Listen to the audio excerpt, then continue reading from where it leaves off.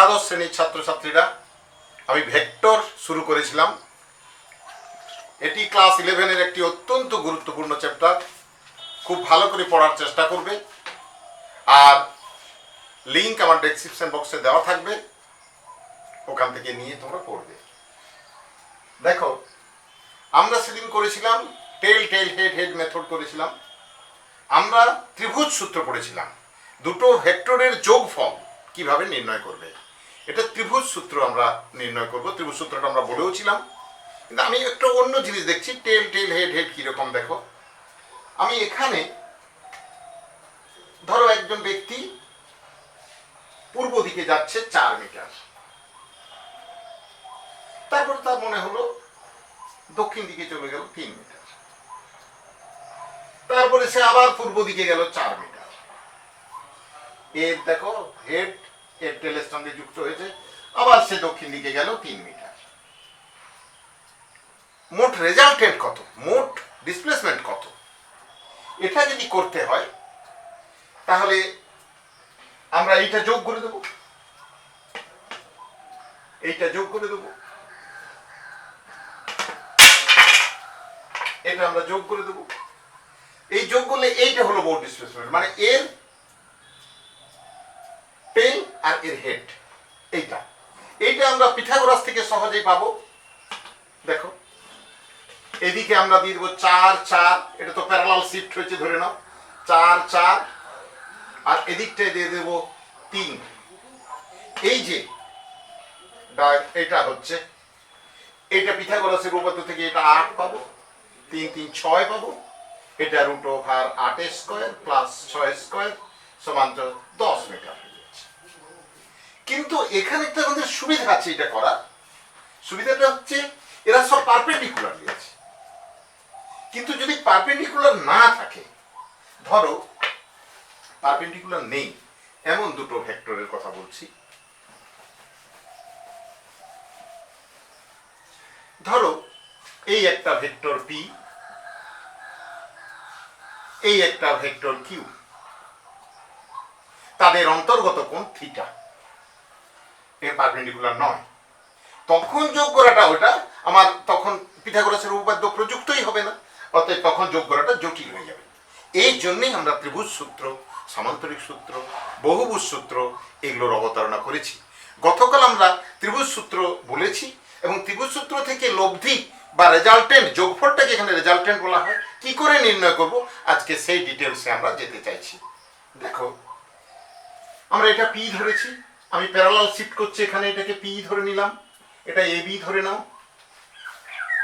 এটা দেখো তো এখানে নিয়ে এসছি, তার মানে এটা এটা, তাহলে মুছে দিলাম এটা, এটা কিউ, তাহলে এই কোণটা ছিল থিটা। এই যে থিটা, মানে দুটো ভেক্টর দেওয়া আছে এবং তাদের অন্তর্গত কোণ দেওয়া আছে থিটা। তাহলে এইটা হবে ওদের লব্ধি, এইটা আমরা নির্ণয় করব বিপরীত ক্রমে গৃহীত। এইটা হবে রেজাল্টেন্ট আর। দেখো, এটা হবে রেজাল্টেন্ট আর, এটা আমরা বের করব। তাহলে মনে আছে এই কোণটা, অ্যাঙ্গেলটা থিটা, তাহলে এটা থিটা হলে আমি এবার কি করছি, এ বি সি দিয়ে দিলাম, সি থেকে বর্ধিত এ বির উপর সিডি লম্ব টানছি। তাহলে এটা কি পরিষ্কার, এইটা যদি থিটা হয় তাহলে এটা থিটা। আমার এই ত্রিভুজে লম্ব টানলাম বর্ধিত এটার উপর। এবার এই ত্রিভুজে আমরা পিথাগোরাসের উপপাদ্য, আমাকে দুটো ভেক্টর দেওয়া আছে, তাদের অন্তর্গত কোণ দেওয়া আছে, আমি এভাবে প্রকাশ করলাম। এবার আমরা পিথাগোরাসের উপপাদ্য প্রয়োগ করব। পিথাগোরাসের উপপাদ্য আমাদের মনে রাখতে হবে, সবসময় আমরা এসিটা বের করব।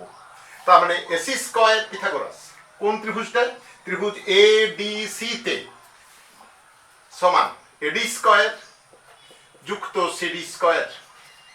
দেখো, এবিটাকে আমরা লিখতে পারি AB plus BD, AB plus BD, তার স্কয়ার, ভেক্টর চিহ্ন দেবে এগুলোতে, আচ্ছা, প্লাস সিডি স্কয়ার।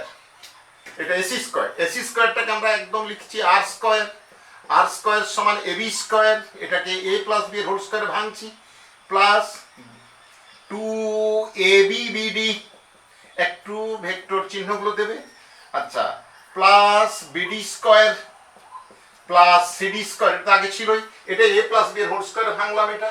এই দেখো তো BD square plus CD square, BD square plus CD square, এই ত্রিভুজটার একটা পিথাগোরাসের উপপাদ্য থেকে পাচ্ছি, এই দুটোই মিলে হবে বিসি স্কোয়ার।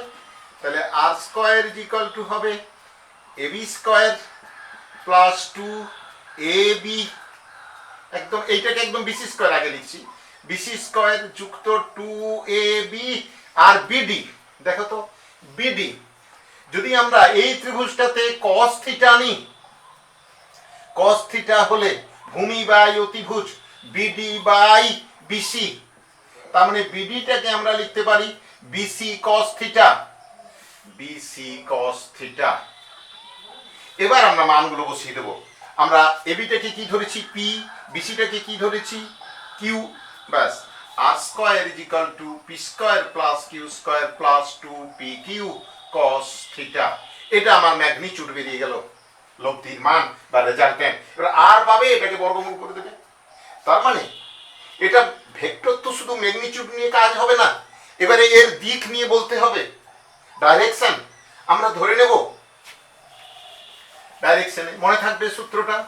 এবার আমরা ডাইরেকশনে যাব, ডাইরেকশনে গেলে ওই ত্রিভুজটা থেকেই আমরা করব, এই ত্রিভুজটা থেকেই করব ডাইরেকশন। আমরা ধরে নেব যে লব্ধি ভেক্টরটা পি ভেক্টরটার সঙ্গে আলফা কোণ করে আছে। এবার এই ত্রিভুজটাতে আমি ট্যান আলফা বসাবো। কোন ত্রিভুজে? ত্রিভুজ এ ডি সি, ত্রিভুজ এ ডি সি তে ট্যান আলফা বসাচ্ছি সমান, ট্যান আলফা হলে কত হচ্ছে, লম্ব বাই ভূমি, লম্ব হচ্ছে সিডি বাই ভূমি, ভূমিটা এডি, এডিটাকে আমরা লিখতে পারি এবি প্লাস বিডি। এই ত্রিভুজটাতে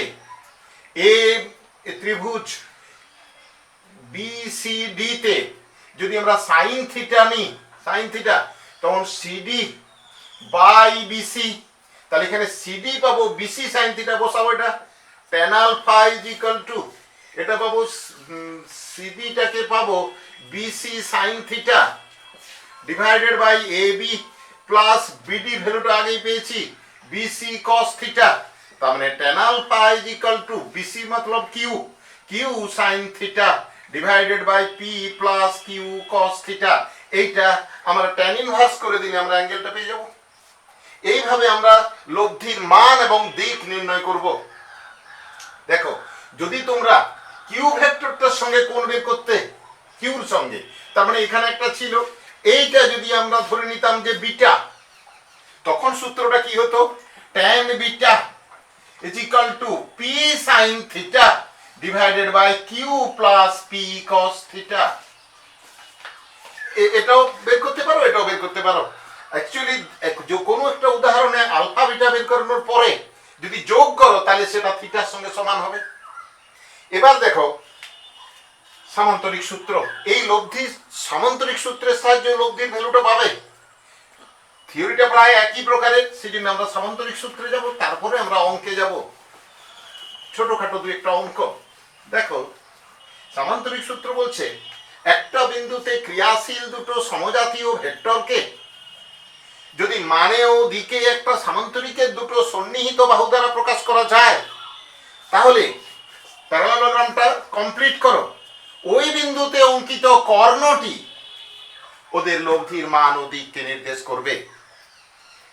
এই কর্ণটা, তার মানে দেখো একই রকম ভাবে ওটাও করবে। যদি লব্ধির মানটা নির্ণয় করবে না, নির্ণয় করতে বলে সামান্তরিক সূত্র থেকে, তাহলে সামান্তরিক সূত্রটা লেখার পরে তুমি মানটা নির্ণয় করবে একই রকম ভাবে। কেমন, এখান থেকে বর্ধিত অংশের উপর বি সিডি লম্ব টানবে, তারপরে যে কাজটা ওখানে করেছো ঠিক একই রকম ভাবে করে করে যাবে। এটা অবশ্যই নোট করবে। আচ্ছা দেখো, একটি বিন্দুতে ক্রিয়াশীল দুটি সমজাতীয় ভেক্টরকে যদি মানে ও দিকে একটি সামান্তরিকের দুটি সন্নিহিত বাহু দ্বারা প্রকাশ করা যায়, তাহলে ওই বিন্দুতে অঙ্কিত সামান্তরিকটির কর্ণ এর ভেক্টর দুটির লব্ধির মান ও দিককে নির্দেশ করবে। লব্ধি বা রেজাল্টেন্টের মানে এই যে হলো না, প্যারালাল হলো। আচ্ছা দেখো, এটা সামান্তরিক সূত্র গেল। তোমাদেরকে বলে রাখি, এই কর্ণটা লব্ধির মান ও দিককে নির্দেশ করবে। আর আরেকটা যে ওই সামান্তরিকটির যে আরেকটা কর্ণ আছে, এই কর্ণটা এই ভেক্টর দুটোর বিয়োগফলকে সূচিত করবে। আমি একটু আলাদা কালার দিয়ে দেখাতে চাইছি তোমাদেরকে যে ওই ভেক্টর দুটোর বিয়োগফলকে সূচিত করবে। তার মানে এইটা হবে বিয়োগফল, সরি এইটা হবে বিয়োগফল। দেখো কেন বিয়োগফল জিনিসটা কি? সাবস্ট্রাকশন হলে, ভেক্টরের সাবস্ট্রাকশন হওয়ার সূত্রটা কি হবে? সাবস্ট্রাকশন হওয়ার সূত্রটা অনেক সহজে পাবে তোমরা। দেখো সূত্র আমরা অলরেডি পেয়েছি। তাহলে এই যে পি ভেক্টর এবং কিউ ভেক্টর, এইটাকে আমরা যে কোনো একটাকে বিপরীত করে দেব। তাহলে ধরে নাও এইটাকে বিপরীত করেছি, বিপরীত করার পর যোগ করে দেব, সামান্তরিক করে দেব, এইটা হবে। তাহলে এটা এটা এইটা, তার মানে দেখেছো এইটা সমান্তরাল, এটা মানে প্যারালাল শিফট হয়ে গেল, মানে এটাই আসলে লব্ধিটা। আমি এই জন্যই বলতে চাইছিলাম যে যে সামান্তরিকের ওই বিন্দুতে অঙ্কিত কর্ণটা ওদের যোগফলকে সূচিত করবে এবং অন্য যে কর্ণটা থাকবে ওটা হবে তার বিয়োগফল। এই বিয়োগফলটা আমি বোঝাতে পেরেছি। এবার দেখো বিয়োগফলের সূত্র কি হবে? সূত্র হবে সহজ, সূত্রটা হবে ধরে নাও কিউ ভেক্টরটাকে বিপরীত করেছো, তার মানে ওটাকে মাইনাস কিউ করেছো, তাহলে পি প্লাস মাইনাস কিউ এইটা করে দাও। এই যোগফলটা কত হবে? আর। তাহলে R square is equal to P square plus minus Q তার square plus 2p minus Q cos theta.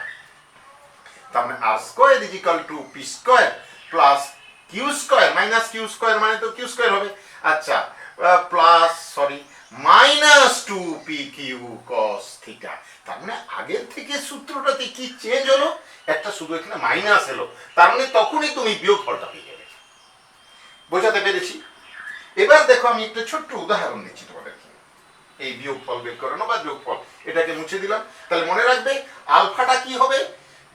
আলফাটা যে যে ভেক্টরটার সঙ্গে তুমি কোণটার কথা বলছো, tan alpha is equal to যে ভেক্টরটার সঙ্গে কোণের কথা বলছো ঠিক তার উল্টো দিকের ভেক্টরটা প্রথমে নেবে, Q sine theta divided by P plus Q cos theta.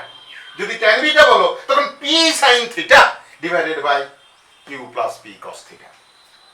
আচ্ছা, আমি একটা উদাহরণ দেওয়ার চেষ্টা করছি, আমি অ্যাঙ্গেলটা বোঝানোর চেষ্টা করছি।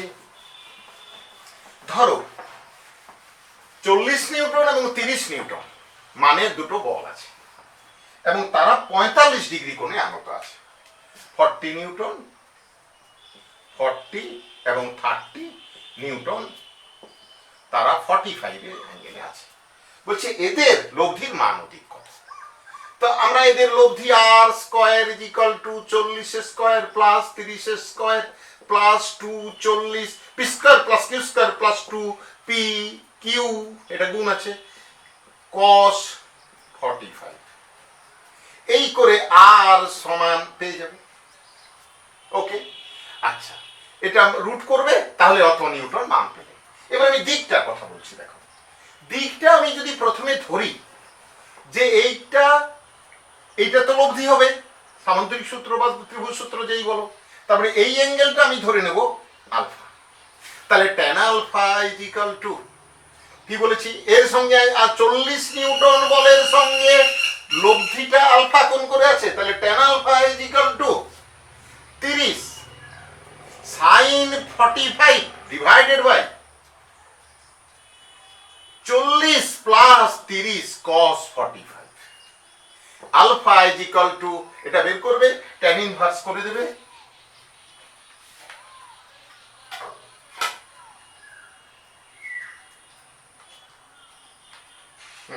ওকে, আলফা হচ্ছে 19.1 ডিগ্রি।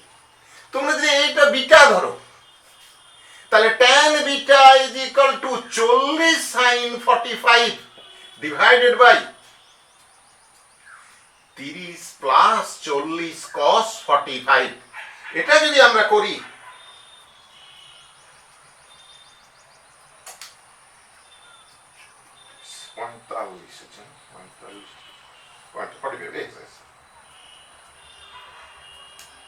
এটা হচ্ছে বিটাটা হবে 25.9 ডিগ্রি। আমরা একটু দেখে নেব এই দুটো কোণের সমষ্টি আলফা এবং বিটা, এই দুটো কোণের সমষ্টি 45 হচ্ছে কিনা। 19.9 আর 19.1 25.9, হ্যাঁ 45। আমি বোঝাতে পেরেছি। এবার দেখো একটা জিনিস এখানে তোমরা খেয়াল করেছো কিনা জানি না, যে এই যে দুটো অ্যাঙ্গেল, এইটা হচ্ছে 19 ডিগ্রি আর এটা হচ্ছে 25 ডিগ্রি, মানে প্রায় 26 ডিগ্রি। তার মানে ভেক্টরটা, লব্ধি ভেক্টরটা, যে কোণটা, যে বলটা বড়, যে ভেক্টরটা বড় তার দিক ঘেঁষে আছে। 45 এর অর্ধেক হলে তো 22.5 ডিগ্রি হয়, কিন্তু 22.5-এ নেইও। যে যে বলটা বড়, যে ভেক্টরটা বড় সেই দিক ঘেঁষে আছে, মানে এই দিকটা 19 ডিগ্রি হচ্ছে, ওই দিকটা বেশি হচ্ছে, সেই দিক ঘেঁষে যাবে। হ্যাঁ, যদি দুটো সমান সমান হতো, ধরো এটাও 40 নিউটন, এটাও 40 নিউটন, তখন আমার অ্যাঙ্গেলটা হতো 22.5 ডিগ্রি, 22.5 ডিগ্রি করে। আমি প্রমাণ দেখাচ্ছি, দেখো একটা, দেখো দেখাও যে দুটি সমান ভেক্টরের লব্ধি তাদের অন্তর্গত কোণকে সমদ্বিখণ্ডিত করে, মানে 22.5 45 হবে। তাহলে আমরা ধরে নেব দুটো ভেক্টরই পি, এটাও পি, তাদের অন্তর্গত কোণ থিটা, এদের লব্ধিটা এদিকটায় θ/2 করবে, এদিকটাও θ/2 করবে। এটা রেজাল্টেন্ট। তো আমরা ধরে নেব θ/2 তো আগে ধরতে পারবো না, আমরা প্রথমে ধরে নেব এটা আলফা কোণ করবে। এবার আমরা সূত্রে চলে যাব, tan alpha is equal to P sine theta divided by P, এটা পি আছে, P plus P cos theta. P common নিয়ে কেটে দেব, tan alpha is equal to, আমাকে প্রমাণ করতে হবে কি আলফা সমান θ/2, তার মানে tan আলফা সমান, পিটা কেটে যাবে, sine theta by 1 plus cos theta. Sine 2 থিটার সূত্র অংশ কোণে নিয়ে চলে যাব, 2 sine θ/2 cos θ/2, 1 plus cos theta, মানে ওটা অংশ কোণ, 1 প্লাস কস 2 থিটা সমান 2 কস স্কয়ার থিটা, ওই সূত্রে যাব। তাহলে 2 কস স্কয়ার θ/2, 2টা কাটবো, একটা কস কেটে যায়, সমান tan θ/2, অতএব আলফা সমান θ/2। তার মানে দুটো ভেক্টর যদি সমান সমান হতো তাহলে এদের অন্তর্গত কোণকে সমদ্বিখণ্ডিত করত। Very good. আর যেটা বড় যদি অসমান হয়, তাহলে যেটা বড় সেই দিক ঘেঁষে যাবে, লব্ধিটা, সেই অ্যাঙ্গেলটা কম হবে। নিশ্চয়ই বোঝাতে পেরেছি। এবার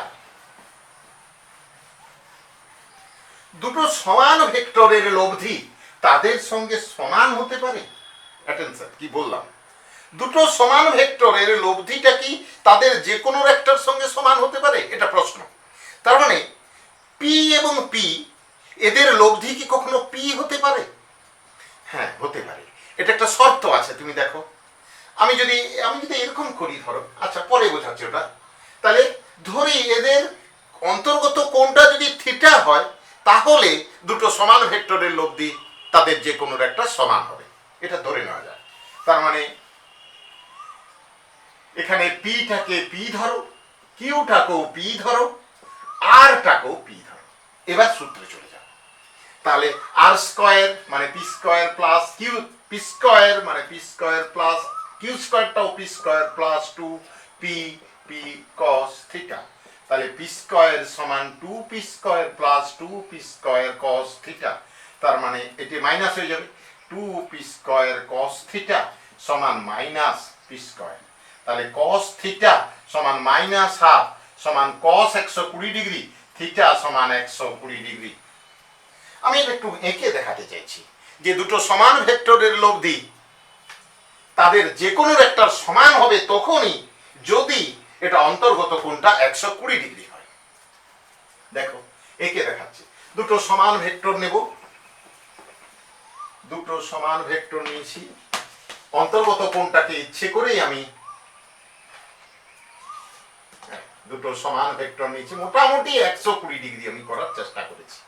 এবার আমরা এটাকে সামান্তরিকটাকে কমপ্লিট করব। সামান্তরিকটাকে কমপ্লিট করেছি, আচ্ছা এটা হবে লব্ধি। এই দেখো, এটা যা মানটা আছে, এটার যা মান আছে, এটার যা মান আছে, এটার মানের সঙ্গে সমান হলো, কারণ 120 ডিগ্রি হলো।